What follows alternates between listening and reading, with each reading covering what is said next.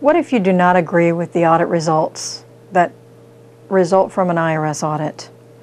Well, Publication 1, Your Rights as a Taxpayer, goes over what you should do as far as representation and help with unresolved tax problems.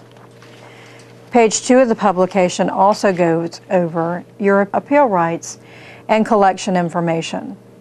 So if you do not agree with what happened during an IRS audit, first of all, you might be able to talk to the IRS agent's manager to help resolve some issues, or talk to the agent themselves first and see if you can't go through some of the information, find alternate receipts that you can provide or alternate corroborating, substantiating information.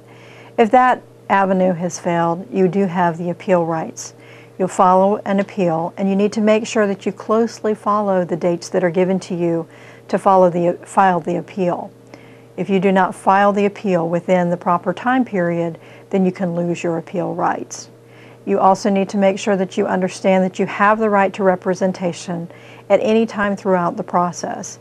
And if you have gone through an IRS audit and those results are unfavorable and you disagree with those results and are having no success through that audit process or that appeal process, you can stop that process and ask for representation and seek either the help from a certified public accountant, an attorney, or an enrolled agent.